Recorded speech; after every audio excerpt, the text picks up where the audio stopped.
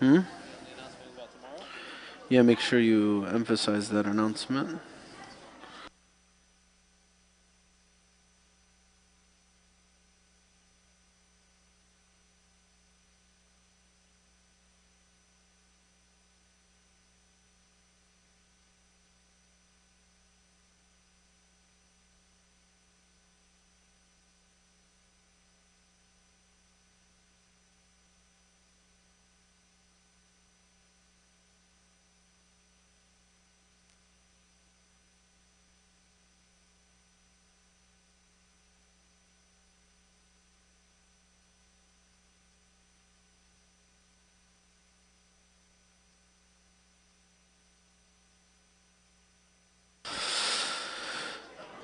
السلام عليكم ورحمة الله.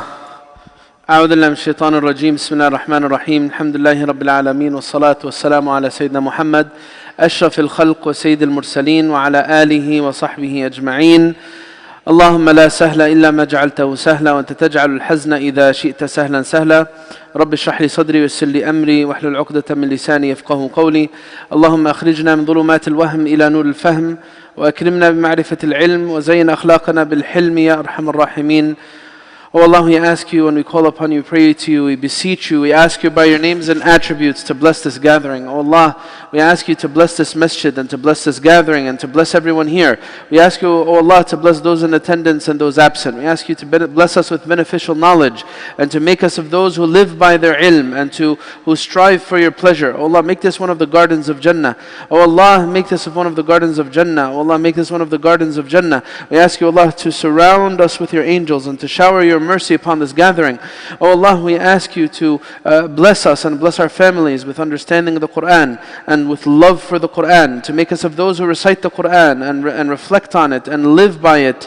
We ask you, Allah, to make us of those who believe in its clear verses and who live by its clear verses and live and believe in its vague verses. Allahumma ij'alna mimman ij'al al-Qur'an al-'azima lana fi ad-dunya qarina wa fi al-qabri mu'nisa wa 'ala as-sirat نورا في الآخرة شفيعا. اللهم اجعلنا ممن يؤمن بمحكمه ويعمل اللهم اجعلنا ممن يعمل بمحكمه ويؤمن بمتشابهه. اجعلنا ممن يقرأه فيرقى ولا تجعلنا ممن يقرأه فيشقى. حبب إلينا القرآن العظيم. اللهم انفعنا بالقرآن العظيم. اللهم انفعنا بالقرآن العظيم. اللهم ارفعنا بالقرآن العظيم. اللهم ادفع عنا به البلاء. اللهم ادفع عنا به البلاء. اللهم اقدر لنا به الخير يا رب العالمين. اجمع قلوبنا على القرآن. اللهم اجمع قلوبنا على القرآن. اللهم اجمع قلوبنا على القرآن. اللهم أدبنا بأدب القرآن وخلقنا بأخلاق القرآن. اللهم حفنا بملائكتك. اللهم أغشنا برحمتك يا رب العالمين. اللهم املأ قلوبنا وبيوتنا بنورك ورحمتك وهداك يا رب العالمين. آمين آمين. وآخر دعوانا الحمد لله رب العالمين. أما بعد. Our topic for tonight is something relating to the book of Allah, the Qur'an, and we ask Allah subhanahu wa ta'ala to make us of those who believe in the Qur'an as a source of revelation, as a proof in revelation. We ask Him to make us of those who understand why our book is special and who are able to inspire others by this book. We ask Him to make us of those who live in the shade of the Qur'an and practice the Qur'an. And we ask Him to make us of those who aspire to be of the people of the Qur'an, living with its character and implementing its teachings in our lives. Allahumma ameen. I just want to ask everyone if we could just take a moment to try to get a level of silence. I hear a lot of noise coming from by the sisters. Please guys, if you could just calm down. Jazakumullah khair. And I always like to ask, since this is a majlis ilm, if you could slide over towards this way. Brothers, slide over this way. This is a gathering of ilm, inshaAllah. And this is one of the gardens of Jannah. So we want to be front and center with where the angels will be, with where the rahmah of Allah Azza wa Jal will be. So I'm just going to ask one more time. Guys, come over here. Come over here. Even if you want to sit on the wall, there's a nice piece of the spot on the wall over here. You need a charger? Come. تعال تفضل. تفضل. تفضل. Come closer. Come closer. Sisters, come towards this way. Even if you want to be in the back, it's okay. You don't need to clump up in that corner. And if anyone wants to talk, there's plenty of space downstairs, mashallah. You could talk downstairs from here until Ridwan kicks you out. You could talk from here until Ridwan kicks you out. Jazakumullah khair. Barakallah feekum. So I'm going to pass it over to Akhi Ibrahim to share with us some announcements. And then we'll start with our program. We'll do a framing for what we're trying to get out of this particular session, inshallah. Barakallah feek, Shaykh. Assalamu alaikum. Barakallah feekum for coming tonight. So tonight, the big announcement here, the big focus is on tomorrow's ICPC annual fundraising dinner. This happens once a year. Inshallah, it'll be a huge event. There's a lot of guest speakers, guest Nasheed. We have a guest comedian, Amir Zahir, coming as well. Free registration. Just register online, please. There will be dinner. It will start at 6 p.m. inshallah.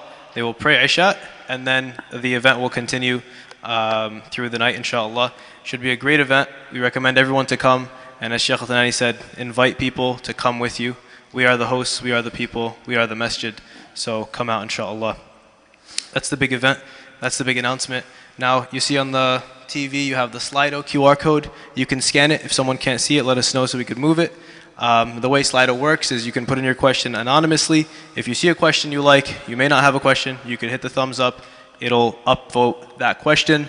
The questions with the most upvotes and most relevance will be asked first, inshallah. And then just housekeeping.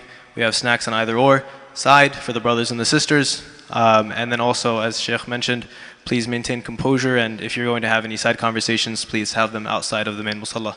Barakallahu feekum. And now to pass it back to Shaykh Osamah, can you start us off? Let us know, what is a miracle? What is its relevance? Where do we begin to, with this discussion? Bismillah ar-Rahman ar-Rahim. So there's a lot to say about the Book of Allah, and obviously so much more than what we could actually cover in one session. But what I'm hoping to do in this session is to give a bird's eye view of why the Qur'an is so special. And the reason why the subject's so important is because it's really the centerpiece of our deen.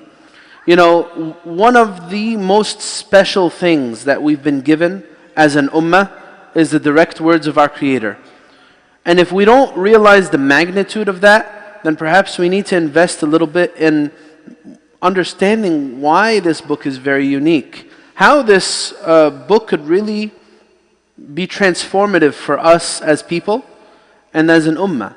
The book, the Qur'an, is really the life of the ummah, the heart of the ummah.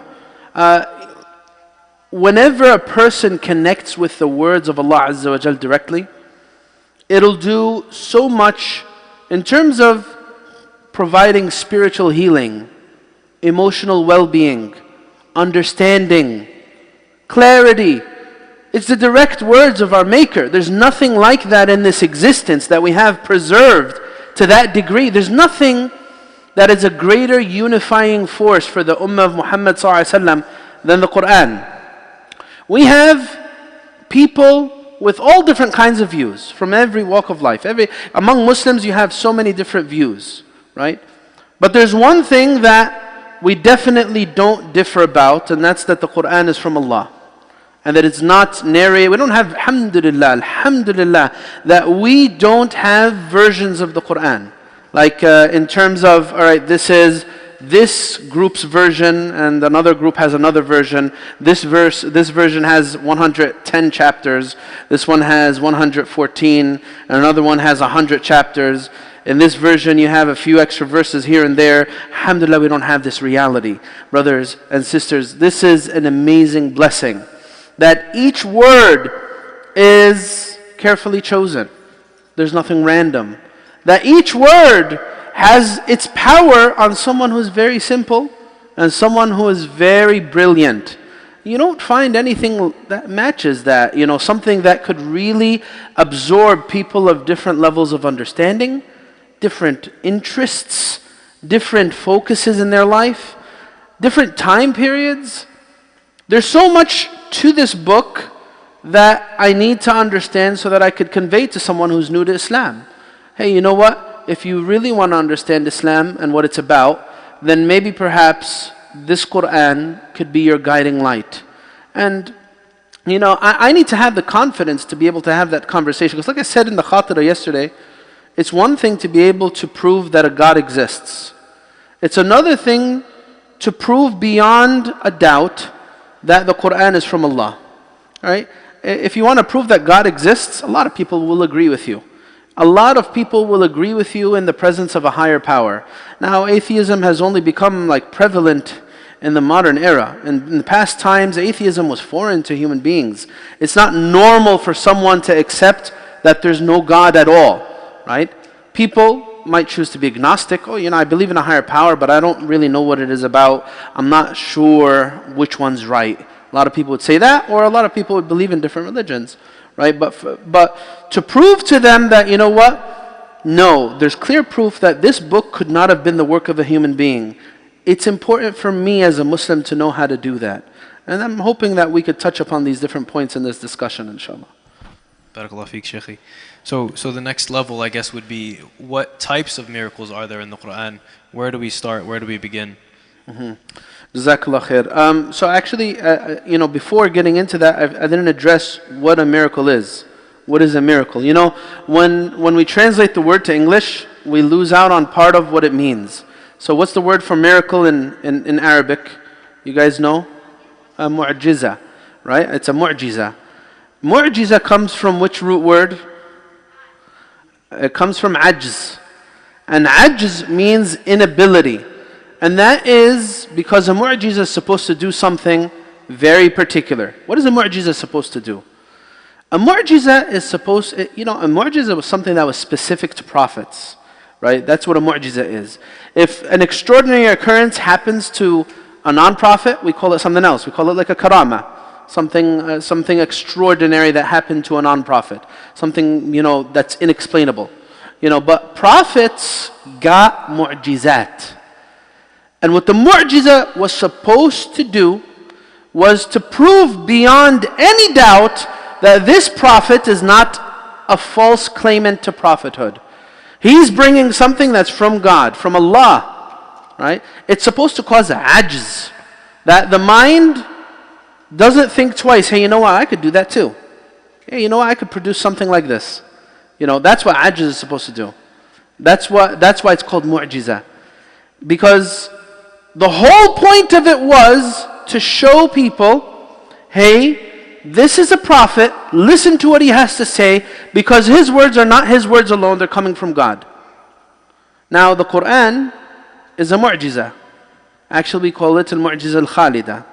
The everlasting miracle. I mentioned in the I don't know how many of you were here for the khatira yesterday, but I mentioned why it's the everlasting miracle. What makes the Qur'an so special? Right? Anyone know? Anyone know what are the two reasons that make the Qur'an the everlasting miracle? The everlasting miracle. You know? Okay, so the Quran has some mu'jizat that already happened and some things that will still happen beyond time that are even in existence. And there's an ayah for that in Surah, I think, Yeah, that's true. That Allah's going to show us His signs. But why is the Qur'an the everlasting? The Qur'an as itself, why? As a word of God, It's timeless, why? Because where is it right now? Where's the Qur'an right now? Oh, it's right there. It's in the hearts of some people, It's in the hearts of some people. So one reason they say the Qur'an is the everlasting miracle is because it is preserved in wording and in writing. And there's no other miracle we could say that for. No other miracle, mu'jiza, that we could say that for a prophet. Because we said miracle means mu'jiza. Right? Did any of you guys see the splitting of the moon? Raise your hand. Who you saw the splitting of the moon?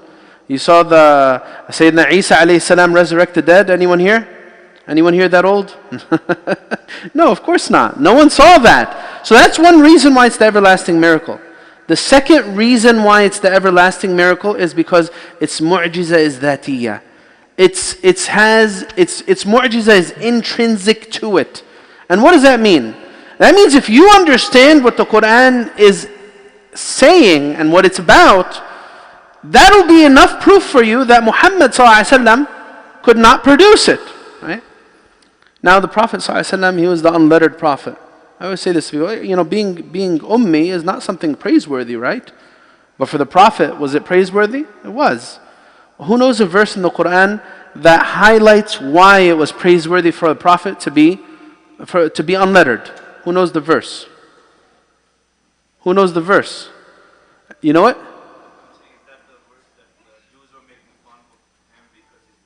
No. It doesn't mention any ridicule or mockery in it. Anyone? وَمَا كُنْتَ تَتْلُو مِنْ قَبْلِهِ مِنْ كِتَابٍ وَلَا تَخُطُّهُ بِيَمِينِكَ إِذَا لَارْتَابَ الْمُبْطِلُونَ. You didn't write before. You didn't read before. If you had the ability to read and write, then what would have happened? Your falsifiers would have had reason to doubt you. Because they would have said, oh yeah, you know why he wrote the Quran? He was a brilliant man. He was a brilliant man. He studied with a lot of people of the book, and he was very poetic and so on and so forth. So that's why he was able to put the Quran together, right? So those are the two reasons. It's more just as that, the Quran has a certain power to it, a certain internal power to it, that someone, when you come close to it and connect with it, you could feel it. So that's the answer to what is a mu'jiza and why is the Quran a mu'jiza? Because it has this miraculous divine power and essence to it. And all you need to do is understand what's being said and why it's being said and how it's being said to really understand what's there, Yeah, so that's one part of it. Barakallahu feek. Thank you for breaking that down, it being the Mu'jiza al-Khalida. So now we can get into the crux of the matter, or the list of miracles. So where would you like to start in terms of discussing types of miracles in the Quran? Sure, absolutely. And by the way, please join in. If you guys have questions or want me to address specific things, I know it's a broad subject about the proof of revelation. Please join us. Inshallah, Ibrahim will relay any questions that come over through the Slido, inshallah. So what type of miracles do you have when you go to the Quran? What type of miracles do you have? You have one miracle they call Mu'jizat al-Ta'thir, the miracle of influence. The miracle of influence. What influence does the Quran have on you? Now, have you ever seen in your life someone listen to the Quran and not know a word of what's being said? Yet it does something funny to them, it makes them feel in a certain calm way, maybe even makes them cry, even though they don't know what's being recited. Have you ever seen that or heard of that? You might have even experienced it yourself, right? The Quran is a strange book in that it has the ability to captivate its listeners, even if they don't know what's essentially being said. If they knew what was being said, it would even have a multifold effect like that. The influence of its listeners. We have examples from this. The Quran describes that the jinn reacted a certain way when they heard the Quran. You guys know what they said? What was the verse? Who knows? I'm going to be asking what was the verse a lot of times tonight. Inna yahdi ila rushd fa'amanna bih. The jinn, when they heard the Quran, they immediately believed in it. And once they heard it, they said, Ya qawmana inna sami'na kitaban unzila min ba'di Musa. We heard a revelation that came after Musa. Yahdi ila al-haq, that guides to the truth. Can you believe how significant this is? That the jinn, as soon as they heard the Quran, they believed in it and embraced it. That's powerful. There's the Quran. The Quran also mentions something else about mountains. What does the Quran say about mountains? In relation to receiving the Quran. لو أنزلنا هذا القرآن على جبل لرأيته خاشعا. If we sent down this Quran to a mountain, you would have seen it trembling. There's something in that. When Allah gives us this example, it makes us think and reflect. If I'm listening to the Quran and it's not changing me, then what does that say about me and my heart? If Allah is telling me the mountain would tremble in humble submission, what does that say about me if I don't tremble in humble submission when I listen to the Quran? Right?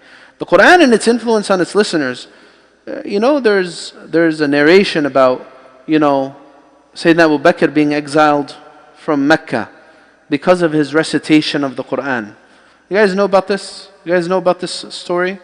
You guys know about Sayyidina Abu Bakr being exiled from Mecca? If you don't know about it, basically Sayyidina Abu Bakr wanted to give da'wah. So he's like, you know what? Let me recite the Qur'an in front of my home.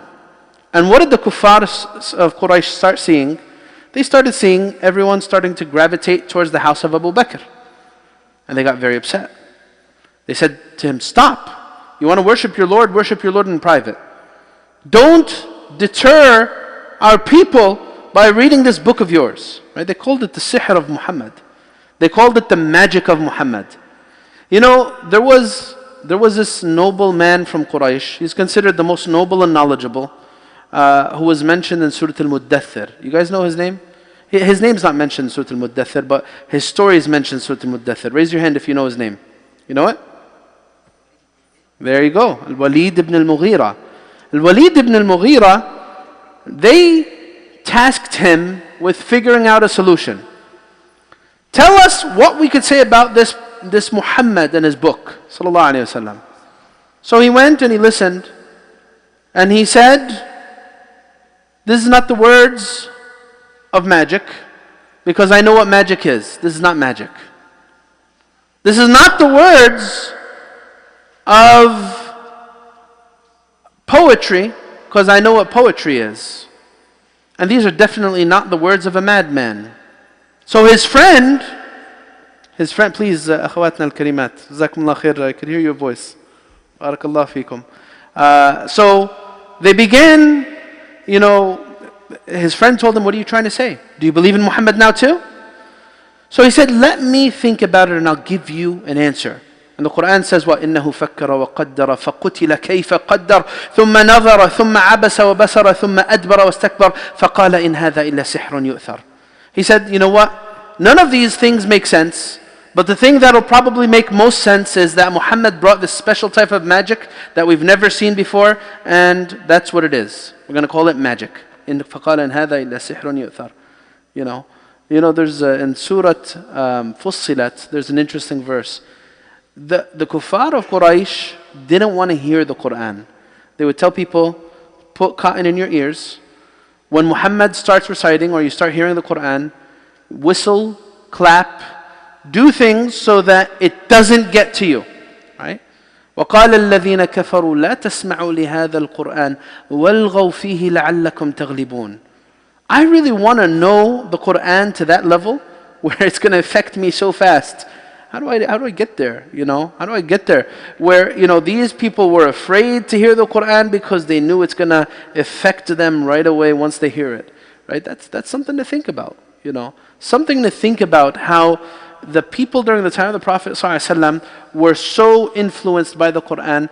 A lot of that is due to them understanding the language of the Qur'an and what was being said.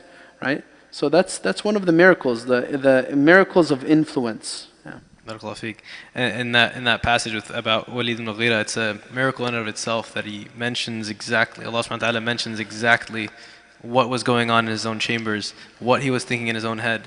It was a message, a direct khitab just to him to know, hey, I know exactly what's going on in your head. Yeah. And subhanAllah, they still deny it. So we do have some questions we can get into.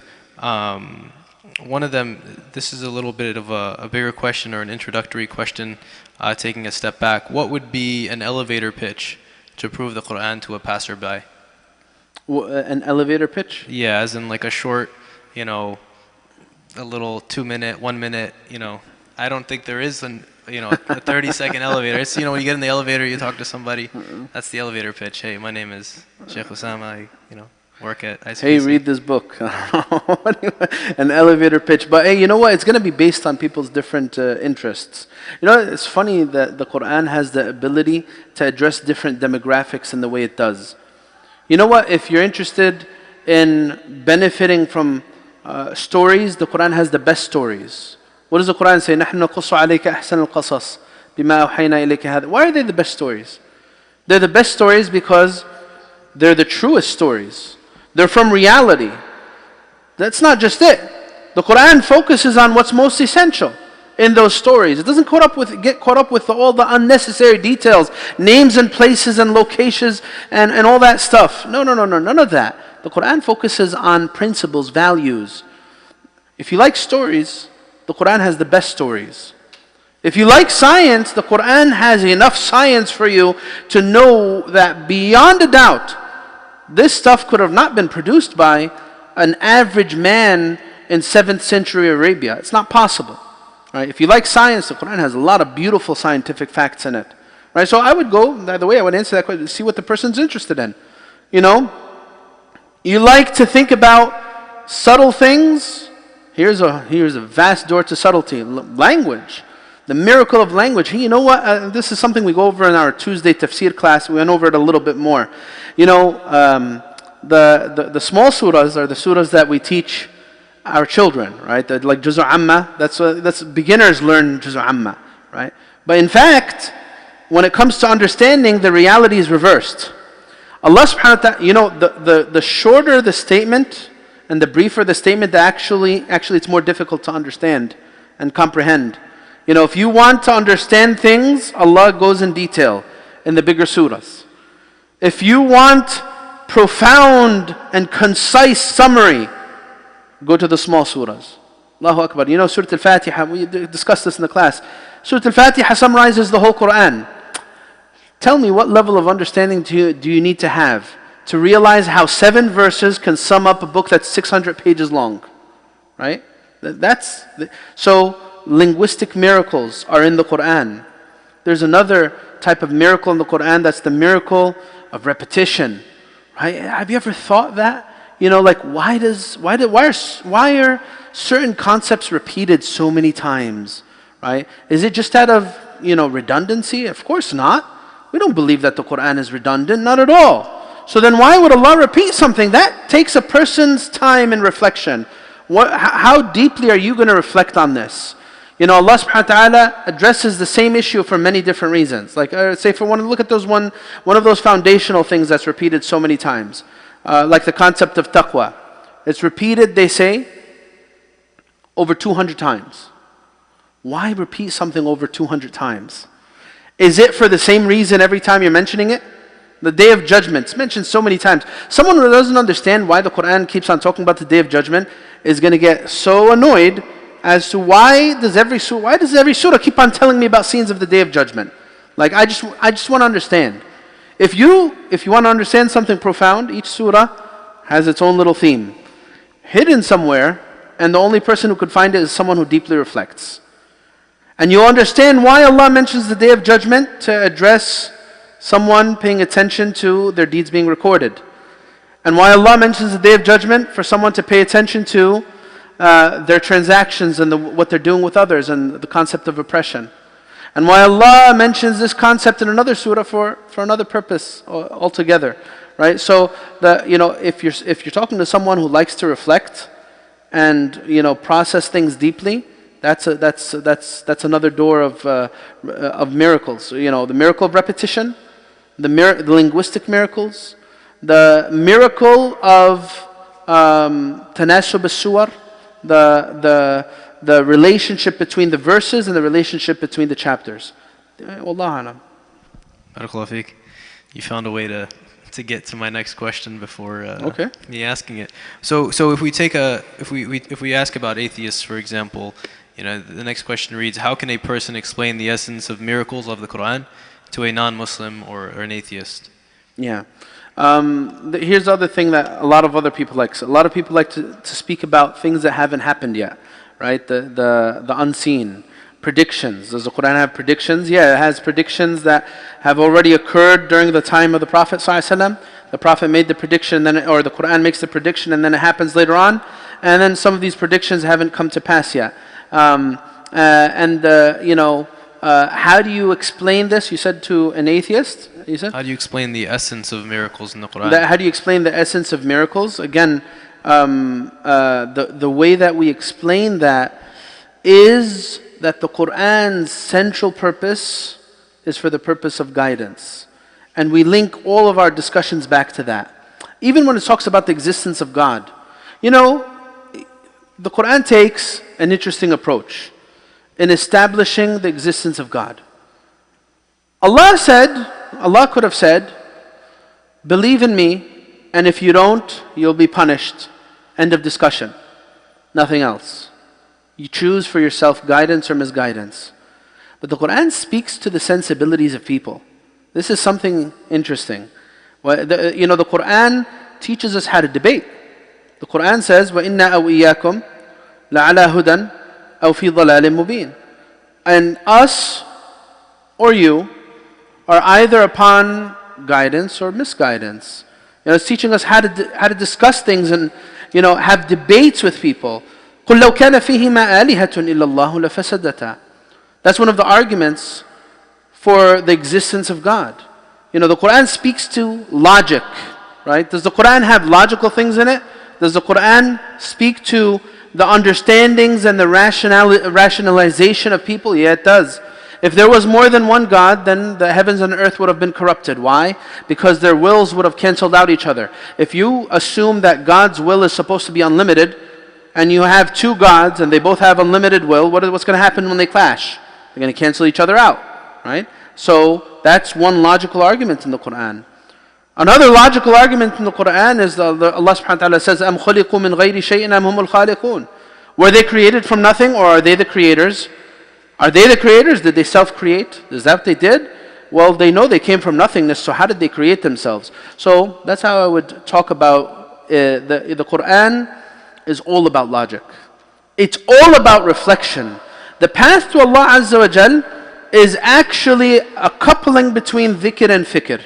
الَّذِينَ يَذْكُرُونَ اللَّهَ قِيَامًا وَقُعُودًا وَعَلَى جُنُوبِهِمْ وَيَتَفَكَّرُونَ.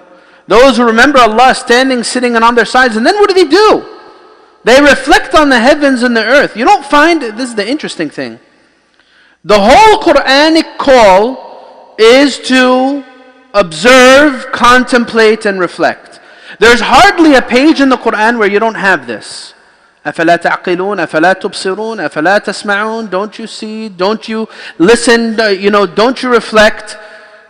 Can't you see any of this in the Qur'an? أَوَلَمْ يَرَوْا. Haven't they seen? So, really, if you want to embody guidance and you want to really understand what it means to be guided, go to the Qur'an. It'll speak to your mind and your logic, and it'll speak to your heart. That's something to think about. Yeah, you want to say something?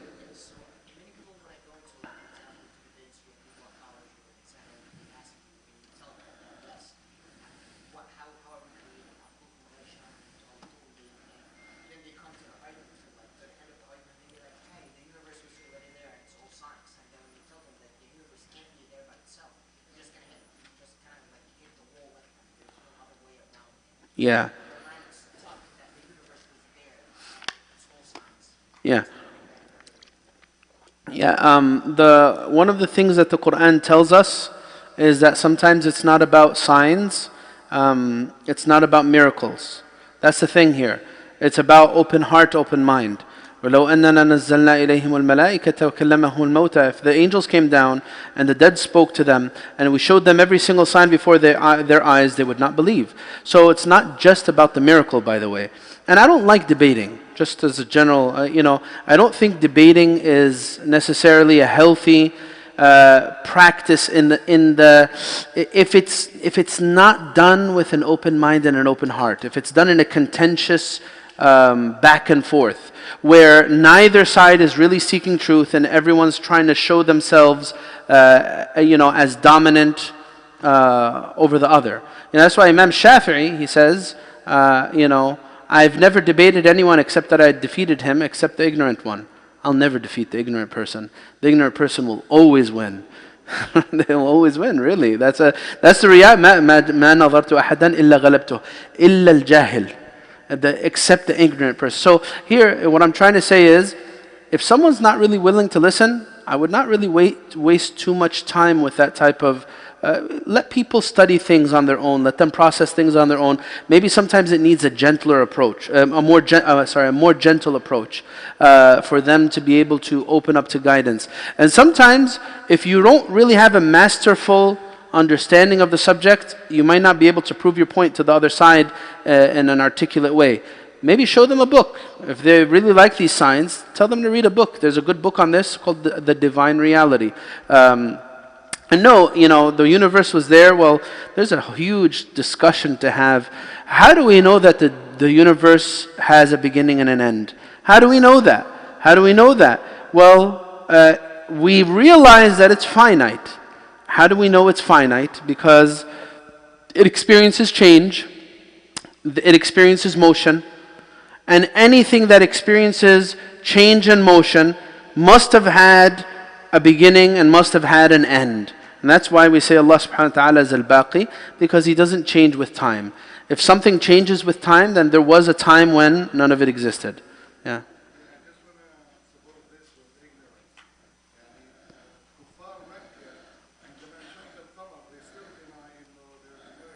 Yeah. Yeah.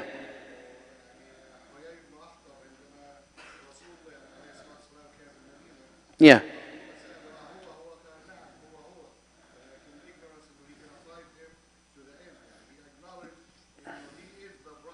Yeah. Yeah, absolutely. That's always going to be the case. You're right. Yeah. Mm-hmm. Yeah. Jazakallah khair. Allah yabarik feek ya Rab. Thank you so much. You have, Barakallah feek. So since we got onto this discussion, what does the Quran have to say about science? Is it anti-science? Is it? Yeah. So when it comes to, I always tell people, look, is the Quran a book of history? No. It's a book that has a lot of historical facts. It's not a book of history. It's not meant for the purpose of history. The Quran is not meant for the purpose of storytelling. Again, keep your eyes on the ball. Never lose sight of the main purpose of our book.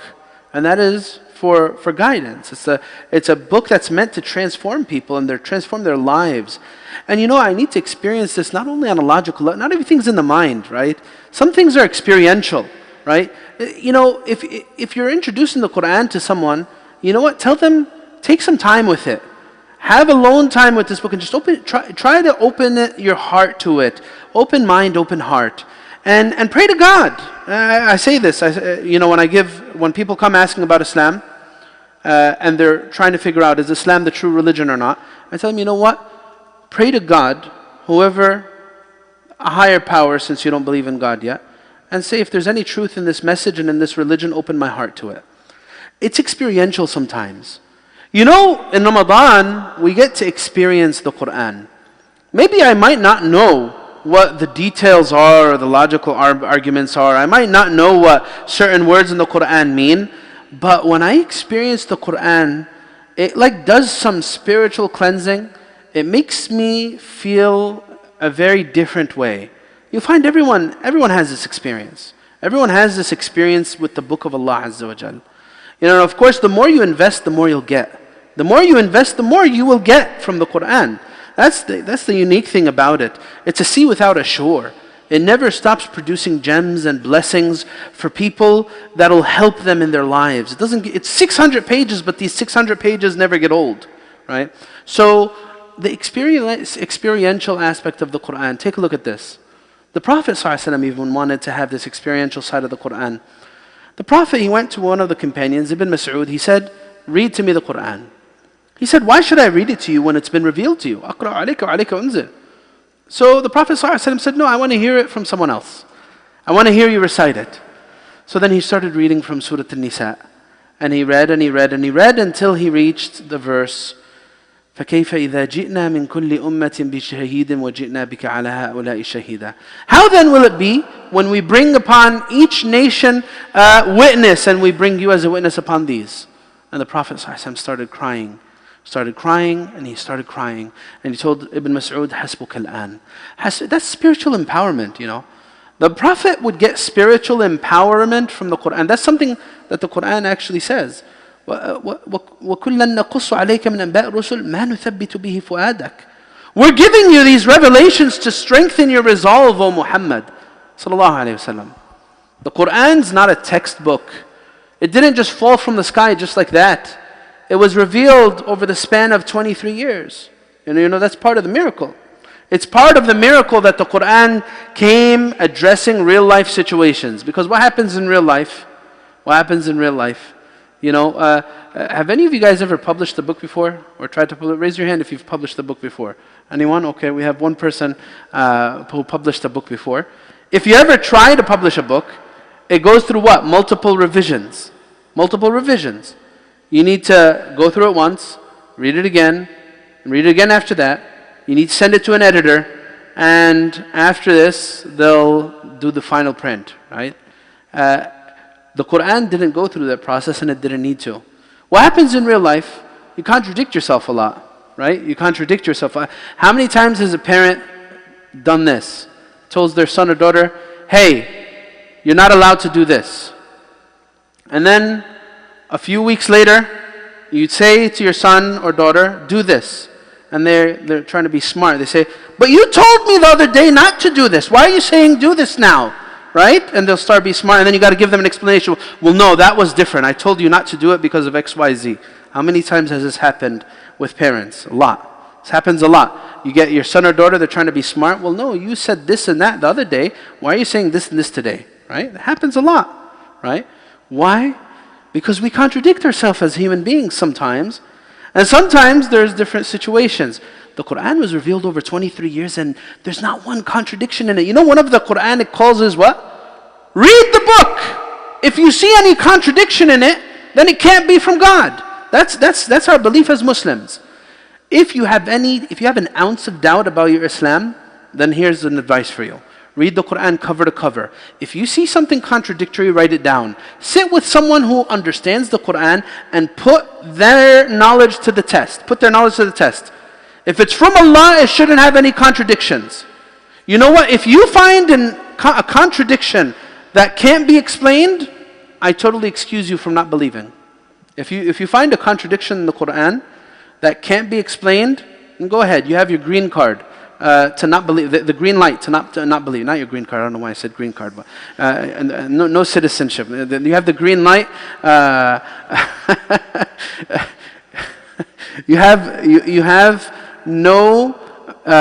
have an excuse not to believe, right? That's what the Qur'an says, right?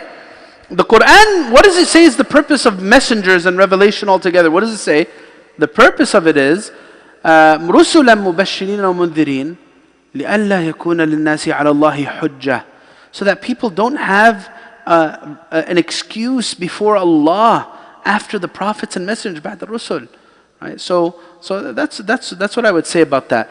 The experiential side of the Qur'an is key. It's not all about knowledge and information, even though knowledge and information is important, because the Qur'an is هُدًى لِلْمُتَّقِينَ. It's a guide for people who have taqwa, who are really God conscious, people who are not stubborn and ignorant and arrogant and persistent in their ways. The Qur'an is not a book for those type of people. Those type of people won't believe. May Allah protect us from that. But it needs opening your heart and your mind and allowing the verses to do what they do to a clean heart. Barakallah feek. So going back to the question about science, I understand the Qur'an is not a book of science, but it has that, and book of history, but it has that. So what specifically can we draw out of the Qur'an, scientifically speaking? Oh, that's what you asked, right? Yes, that is what I asked. I completely, yes. So what does the Qur'an say about science? There's a lot of verses in the Qur'an that have scientific miracles in them. Look, there's something to say. Here's one example about the earth and its stability. The earth and its stability. The Qur'an tells us that this Qur'an, this earth of yours, has rawasi, has firm things that are described as awtad, right? Watad is like a peg that's put in place to keep something stable. وَجَعَلْنَا الْجِبَالَ رَوَاسِي. The Qur'an describes the mountains as pegs. The Qur'an actually also describes the earth as being in motion, right?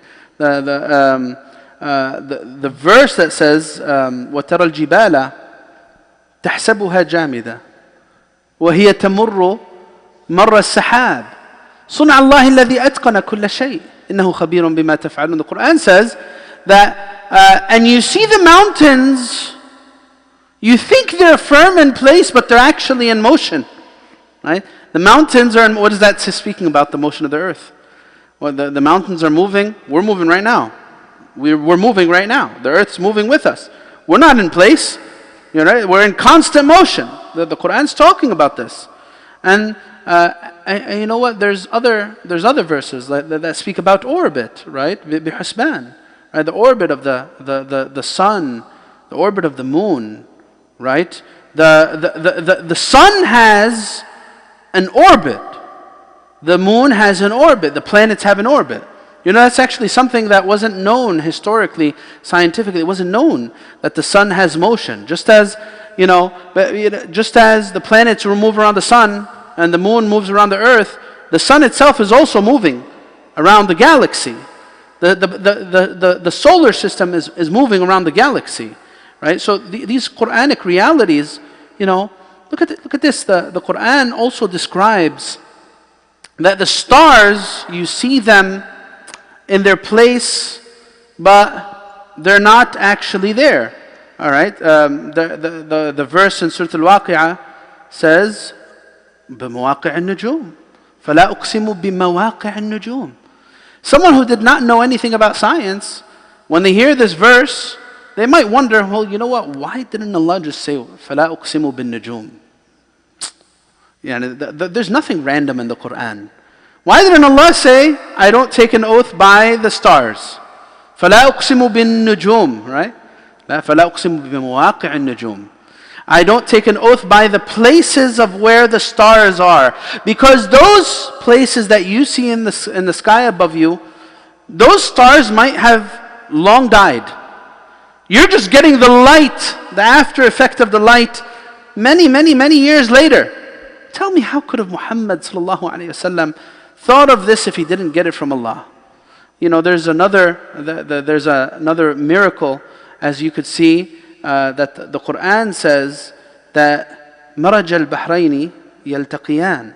The Qur'an describes a miracle between oceans, right? And that is that the two oceans with their contents and their water, they meet.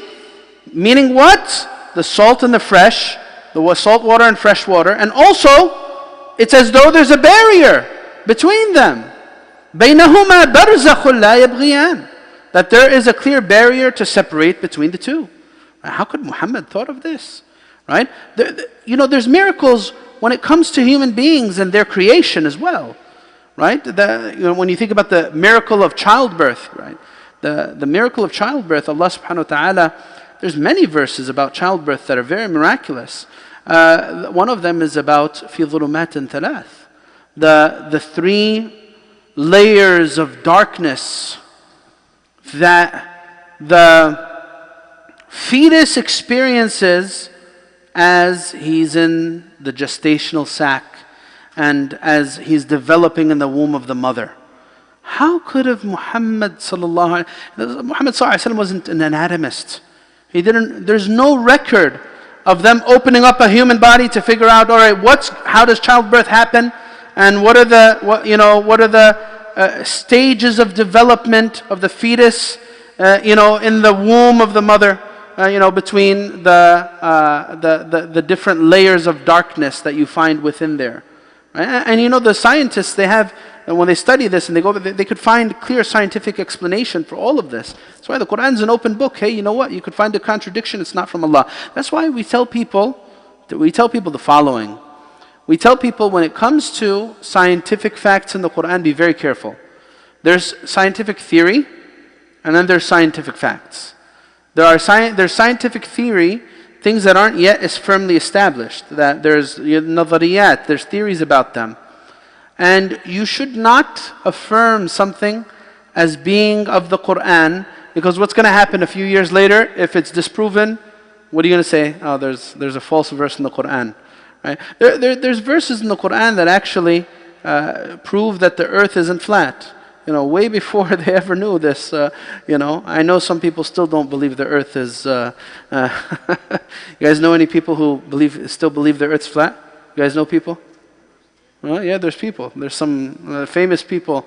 Among them is a famous basketball player who's Muslim, by the way. You know, but I don't know why he believes the earth's flat. That's a different discussion. The Quran says, huh? وَالْأَرْضَ بَعْدَ ذَلِكَ دَحَاهَا. And that's referring to it's egg-shaped. It's egg-shaped. The Quran is describing the earth as having an egg shape. And the interesting thing is there's another verse in the Quran that says that there's a roof to the earth. سَقْفًا مَحْفُوظًا وَجَعَلْنَا السَّمَاءَ سَقْفًا مَحْفُوظًا. Right? أَوَلَمْ يَرَ الَّذِينَ كَفَرُوا أَنَّ السَّمَاوَاتِ وَالْأَرْضَ كَانَتَا رَتْقًا فَفَتَقْنَاهُمَا وَجَعَلْنَا مِنَ الْمَاءِ كُلَّ شَيْءٍ حَيٍّ أَفَلَا يُؤْمِنُونَ وَجَعَلْنَا فِي الْأَرْضِ رَوَاسِيَ أَن تَمِيدَ بِهِمْ وَجَعَلْنَا فِيهَا فِجَاجًا سُبُلًا لَعَلَّهُمْ يَهْتَدُونَ وَجَعَلْنَا السَّمَاءَ سَقْفًا مَحْفُوظًا. This is from Surah Al-Anbiya. It's a chapter called The Prophets. It has a bunch of nice miracles that you could go back to it. The Quran is describing that there is atmospheric pressure that makes a roof, a protective covering and ceiling for the earth. Right? How on earth is Muhammad ﷺ going to know that? He wasn't part of NASA. He never flew up to the sky. You know, how would he know about this saqfan mahfuza if it was from him? He would not know it. Right? Tell me, by Allah, this is how you need to do it. If you know someone who believes in science, present to them these arguments. Tell me, by Allah, how on earth is a man in 7th century Arabia going to come up with stuff that scientists only figured out centuries later? Right? You want to say something?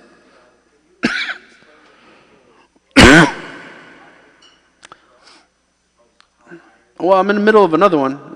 I'll mention that one after. So we have here that Allah is telling us that you are you have a protective ceiling. And this is a special message for people today. You want to say something? I know you're really eager to say it. Go ahead, say it. Tfaddal.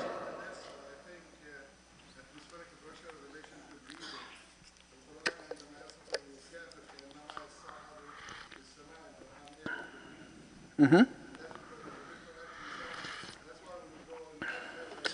Mm-hmm. Yeah, absolutely. Jazakallah khair. That's another point that he's mentioning, that the Quran is describing كَأَنَّمَا يَصَّعَّدُ فِي السَّمَاءِ. It's as though someone who's elevating high above into the sky, and that would cause that would reduce our ability to breathe. And that's something that the Quran is describing as atmospheric pressure as well. So anyway, what I was trying to explain was the whole saqfa mahfuza today. The verse is telling us about something critical. If we did not have that layer, that protective layer above, what would happen? We'd burn to death. We have global warming happening. Unless, I don't know if any of you guys are Trumplicans here, you might not believe in global warming, but you know, it's happening apparently. Global warming is happening, I think. Yani. You know, regardless, that protective ceiling is what causes us to live on this earth. We couldn't be able to live on it. What's that other miracle that I mentioned in this verse earlier? That the sun and earth, the sky and the earth were joined. And the samawati wal ard kanata ratqan fafataqnahuma. Right? Does Islam have a fundamental rejection of something like the Big Bang? No, there's no fundamental rejection of it, except that Allah Azza wa Jalla is the one who caused it. That's our belief. If that type of theory was ever established as scientific fact, which it's hard to do that for something like this, that would be the source of it. So the Quran actually describes something interesting about the universe, that it's constantly expanding. Right? It's constantly expanding. وَإِنَّا لَمُوسِعُونَ. Right? The Quran says, وَإِنَّا لَمُوسِعُونَ. We're constantly causing it to expand. Right? And the Quran actually describes that there's going to come a time when it collapses upon itself. يَوْمَ نَطْوِ السَّمَاءَ كَطَيِّ السِّجِلِّ لِلْكُتُبِ. We're going to cause it to كَمَا بَدَأْنَا أَوَّلَ خَلْقٍ نُعِيدُهُ. Right? The Quran says that it's all going to come back together as once it came apart. There's this idea, and then وَجَعَلْنَا مِنَ الْمَاءِ, again, like you see, there's too much evidence for someone who has a clear conscience and is not driven by desire, arrogance, pride, or anything else to really deny that this book couldn't have been the work of a human being. وَجَعَلْنَا مِنَ الْمَاءِ كُلَّ شَيْءٍ حَيٍّ. Water is the source of life, right? Again, how would a non-scientist who could not read or write, again, over 1400 years ago, bring us this type of guidance? How could it, right? So this is, I think, hopefully this gives you guys a nice dose. There's still a lot more. We could talk a lot longer about, about other Qur'anic miracles that are relating to the world around us. But I think that's if you guys you had the question about hadid. I'm sorry, I forgot. So the verse is in Surah Al-Hadid. The verse says, وَأَنزَلْنَا الْحَدِيدَ فِيهِ بَأْسٌ شَدِيدٌ وَمَنَافِعُ لِلنَّاسِ. One unique thing, again, there's nothing random about the Qur'an. The Qur'an is saying that the source of iron is not actually natural to earth. It's coming from outer space. It's coming from space. And that's why the Qur'an says, وَأَنزَلْنَا الْحَدِيدَ. We've sent down iron to the earth. And again, that's, as far as I know, there's evidence of that in science, that the origins of iron is actually coming from those the comets and the asteroids that impact the earth. Wallahu a'lam. Barakallahu feek, Shaykh. Yeah, so many scientific miracles. There was another question also about touching on scientific proofs, so I think this covers that.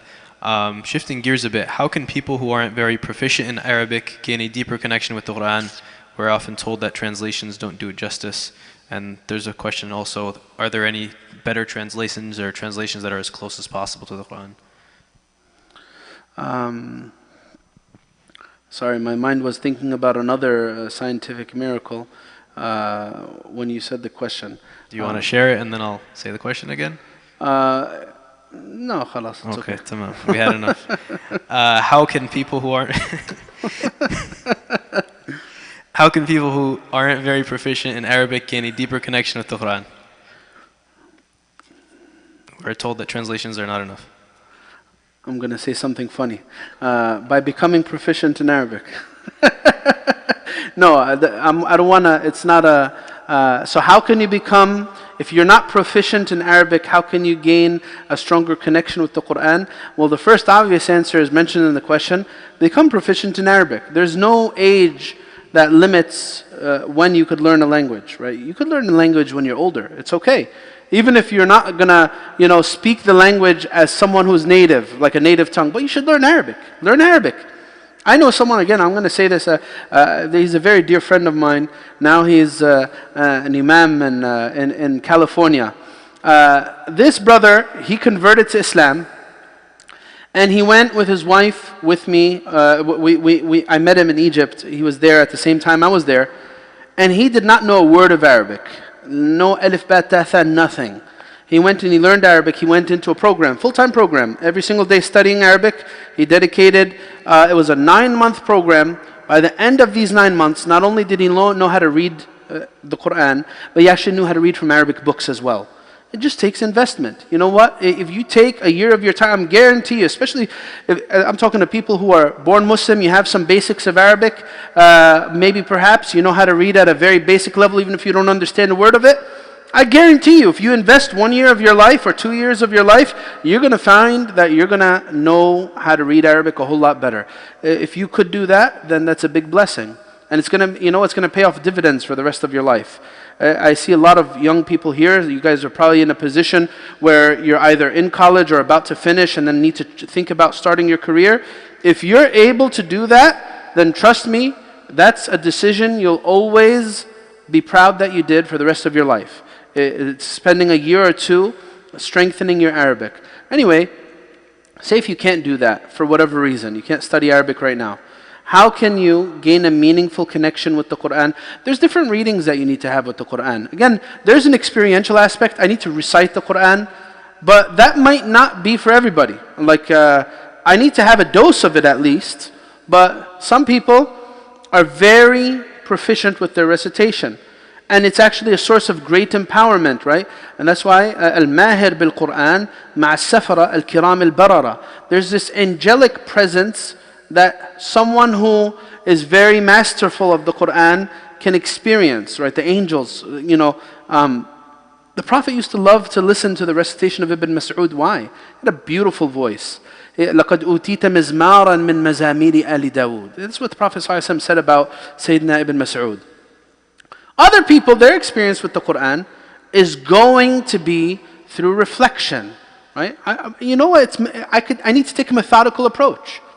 How can I reflect if I don't have substance? Well, no, I need to gain substance first and then start reflecting, right? Some people, they'll pull out the translation and they'll start reading and they'll start doing tafsir to the whole world, right? This is what Allah is saying, and based on tafsir, no, be careful. You need substance before you can reflect. There are certain things that everyone could reflect about when Allah is speaking about general, universal things, right? But I need to understand methodically through what this book is trying to convey. If I want to understand the Qur'an very well, I need to know the seerah. Because the seerah is the context of the Qur'an. It was revealed throughout the 23 years, addressing many life circumstances. You want to understand the Qur'an really good? Understand the seerah. Understand the seerah. That's one key component to it. There's causes of revelation that I need to know in order for me to understand. Like, there was someone with me today. She's of a different faith background. She's Jewish, and she was asking about Islam. And she was saying that she heard the Prophet said, or Islam says, kill people indiscriminately. اقتلوهم حيث ثقفتموهم. All right? How do you explain that? How do I know how to answer that question about why there's a verse in the Qur'an that says kill them wherever you find them? You need to understand a lot about the Prophet's life and his roles and what happened right before this verse was revealed. Because of course Islam doesn't say to do that. Islam doesn't say to kill people indiscriminately because they believe different things. No, I need to be able to. So basically, how to answer to this question: if you want to have a meaningful relationship with the Qur'an, take a methodical approach, surah by surah. If there's a book, there's some books out there about some of the chapters, explaining them. Buy the book. If there's a lecture that you could listen to the lecture. We've been going on our Tuesday lectures, we've been going surah by surah. It took us 2.5 hours to get through Fatiha.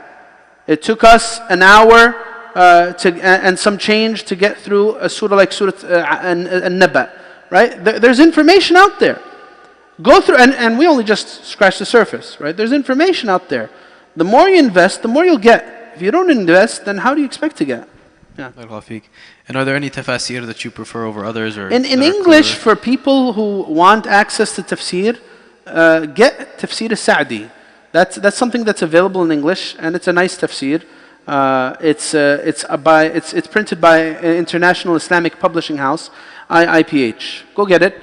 And is that on Amazon, or where can you find that? You could find it on Amazon. Yeah, Tafsir al-Sa'di.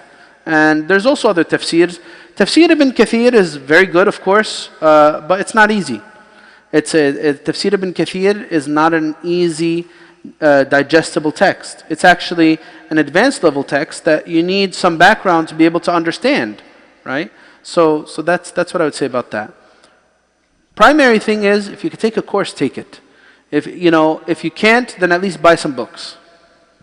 Barakallahu feek. Quickly, before I take the next question here, does anyone have any questions from the audience? Any questions from the audience? There was a hand in the back. Oh, I think she wanted to answer the question. Yeah. Oh, okay. How else can you introduce a non-Muslim to the Qur'an? How else can you introduce a non-Muslim? Look, when you give a non-Muslim the Qur'an, try to give them the English-only translation. And I recommend the Clear Qur'an because it's a very good translation. Try not to give the English with the Arabic, because you don't know what they're going to do with it. And of course the Arabic is the actual wording of the Qur'an. The English translation, this is Tarjamat Ma'ani al-Qur'an, right? So it's just it's an explanation. So it's okay to give the English-only version. That's the better thing to do. Along with giving the Qur'an, try to give them some other reading material. Because not everyone who reads the Qur'an could really understand it. It takes some time and reflection to get through some of the verses. So if you give some books, like there's an illustrated guide to understanding Islam, it's a pretty good book. It's a pretty good da'wah book. It's very small. We have copies of it here. And it goes through some of the stuff that we're talking about. Bird's eye view of what Islam is, what Islam is. So, when you give someone considering Islam the Qur'an, just give them it and tell them read it, take notes, read it slowly, and if you have questions, come and ask them. But along with it, give them some other reading material. Barakallahu feek. What was the reason behind some ayats being revealed and later abrogated? Okay. Jazakumullah khair. So, hey, by the way, one of the miracles of the Qur'an is the miracle of legislation. The miracle of legislation. You guys know how many verses are in the Qur'an, average? Anyone know how many verses in the Qur'an? Or estimation, I should not average, estimation? Around 6,200 and some change verses in the Qur'an. How many of them are relating to legislation? How many of them are relating to legislation? They say around 500 or 600 ayat are relating to ayat al-ahkam, right? And that's 10% of the book. Not many verses. Now, when it comes to the miracle of legislation, it'll teach us about the timeline of revelation. There's a reason why there was a big emphasis in the Meccan revelation on belief and faith. That's because, you can't tell people do this and don't do that if faith hasn't settled in their hearts. First, let faith settle in the heart first, then they'll willingly do halal and haram. You don't start with those detailed matters, you start with the foundational things, belief in God, aqeedah, spiritual things. Those are the fundamentals. And that's what the Qur'an did. That's what the Qur'an did. So, the question was about the abrogated texts. So some things in the Qur'an were revealed and then abrogated. The Qur'an says, "ما ننسخ من آية أو ننسها نأتي بخير منها أو مثلها." إن الله على كل شيء قدير. This concept of abrogation is something that's discussed in detail in a Qur'anic sciences class. And the wisdom behind it, one thing is, it was a test for belief. Because Allah, when He legislates something, it's not out of randomness or ignorance. But when Allah mandates something, it might have a temporary purpose. And then when that ruling is abrogated, it remains as a test for those who believe or will disbelieve. This is what we say, the biggest example for it is the change of the qibla, the change of the direction of prayer. Now, for some people, this could cause them to doubt their Islam. Well, why was it first to Jerusalem and then switched to the Kaaba? What, did Allah not know what He was doing? Did Allah not know what He was doing? Was it just out of guesswork? No, of course not. But that's part of the test. So a big element of abrogation is for the test of Iman. And also a big element of it is sometimes for the temporary purpose of certain things. Allahu A'lam. And more detail beyond that would need the course, Barakallahu feek. How can you build a relationship with the Qur'an? I know this is a big one, but are there any 3 key takeaways? Maybe. How can you build a relationship with the Qur'an? There are 3 types of relationships, or there are 3 aspects to your relationship with the Qur'an that needs to be built. I need to recite it, I need to reflect on it, and I need to live by it. These are the 3 things I need with my relationship with the Qur'an. I should not, have a superficial relationship with the Qur'an that is just centered on Ramadan. I'm going to wait till next Ramadan comes, and then when it comes, I'm not going to do 1 khitmah, I'm not going to do 2, I'm going to do 3, 4, 5, I'm just going to read, and that's it. No, that's not what a relationship with the Qur'an should look like. No, a meaningful relationship with the Qur'an should be all year round. It should be something that I invest my entire being in. You know what, let me try to do it on a daily basis. I'm going to dedicate a certain amount of time every single day to connect with this book. Let me try it, Let me try every day before I sleep, or every day before when I wake up. I'm going to read a little bit of Quran, and I'm going to try to at least take one lesson. Take one lesson, and if you're really astute and studious, you'll write this lesson down somewhere. Make a notes section on your phone with a notebook or whatever, however you like to take notes, and write one lesson I learned today, or my lessons I learned from the Quran. And I'm just going to take one lesson every single day. And then you know what, if you do that for an entire year, you'll have 300 lessons from the Quran. That would be pretty impressive. That'd be pretty special. Why not try to do that? If I invest in it, it'll pay off. Barakallahu feek. One more time. Any questions? Any from the questions? audience? Any questions that you guys like to ask? Okay, I have one more here. Okay. What are some of the most beautiful verses in the Quran personally to you, ayat that may have had a lasting impact on you personally? Well, there are many. There are many, subhanAllah. You know what? Sometimes the mood dictates the verse that you want to hear or that you need to hear. Right? Sometimes certain verses about Jannah, certain verses about, there's certain verses, a few verses I love to recite in Surah At-Tur are Allah subhanahu wa ta'ala describing a dialogue between the people of Jannah after they enter Jannah. And the people of Jannah will say to each other, إِنَّا كُنَّا قَبْلُ فِي أَهْلِنَا مُشْفِقِينَ. When we were in the dunya, we were very worried and very alarmed. We didn't know what's going to happen tomorrow. I didn't know how I was going to die. I didn't know what was going to happen to me in my grave. I didn't know if I was accepted or rejected. That's a worry on every believer's mind, right? Ultimately, if I was to die now, what's going to happen to me? Where's my soul going to go? So, إِنَّا كُنَّا قَبْلُ فِي أَهْلِنَا مُشْفِقِينَ. Then the people of Jannah say something very beautiful. فَمَنَّ اللَّهُ عَلَيْنَا وَوَقَانَا عَذَابَ السَّمُومِ. Allah conferred His favor upon us, and He saved us from the painful punishment. إِنَّا كُنَّا قَبْلُ نَدْعُوهُ. إِنَّا كُنَّا, it reminds you of all those times you made dua, especially when you were in very challenging circumstances. We used to make a lot of dua to Him. And then the beautiful description, one of Allah's names is mentioned here. إِنَّهُ هُوَ الْبَرُّ الرَّحِيمُ. Allah is Al-Barr, the benevolent one. Allah subhanahu wa ta'ala is loyal to His promises. Allah doesn't breach the promise that He makes to His believers, right? So these are a few verses I love, and then there's a lot of lists. There's a lot to add to this list. But you know what? In the tafsir class, I tell people to do that. Every surah you read, pick a favorite verse from it, and record it somewhere. Why is it your favorite verse? Why is it so special to you? Right? Sometimes your nafs needs something. I know one person who is very dear and who is very dear to me and beloved to me,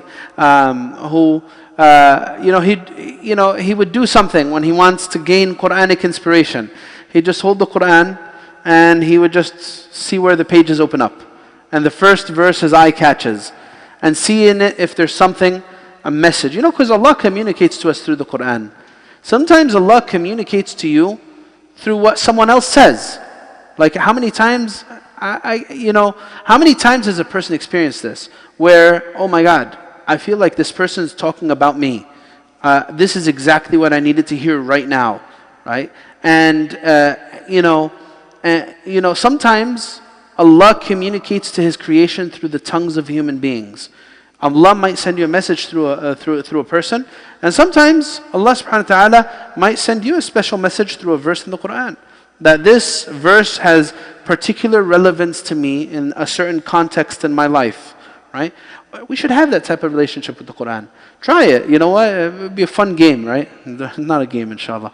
But hold the Qur'an in front of you and see which verses come up first. If the first verse you see when you open it up is إِنَّ الَّذِينَ كَفَرُوا فِي عَذَابِ جَهَنَّمَ خَالِدُونَ, make tawbah, right? If the first verse you see is those who disbelieved will be eternally in hellfire, then make tawbah. Oh Allah, protect me from hell, right? Barakallahu feek, Shaykhi. If anyone has any questions, we can take one more. There's one over there. Tafadhal.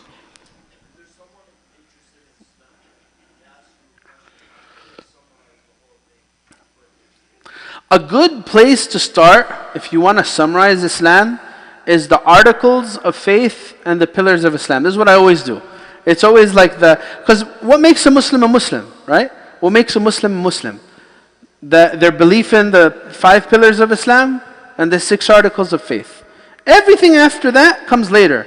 Some people, Allah yahdihum, I don't know what's going on in their mind. Like the first discussion that they're having with the brother who becomes Muslim, hey, by the way, brother, now that you're Muslim, you need to grow out your beard.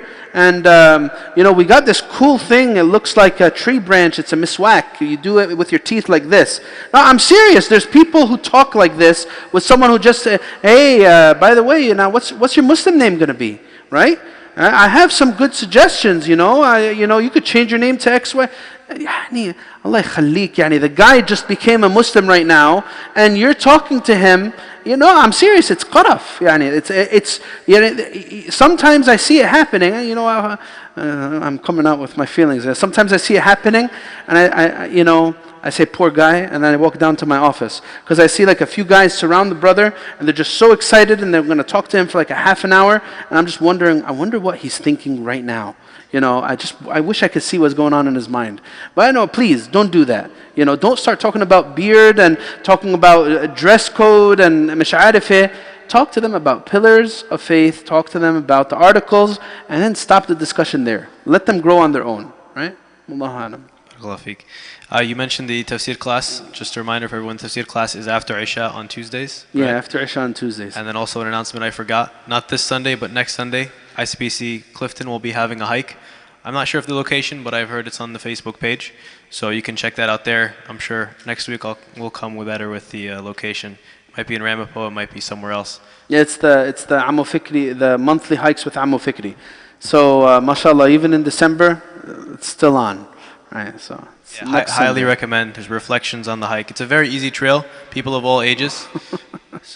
But with that, if there are no more questions, we can close. جزاكم الله خير. سبحانك اللهم وبحمدك نشهد أن لا إله إلا أنت نستغفرك ونتوب إليك. بسم الله الرحمن الرحيم. العصر إن الإنسان لفي خسر إلا الذين آمنوا وعملوا الصالحات وتواصوا بالصبر. السلام عليكم ورحمة الله.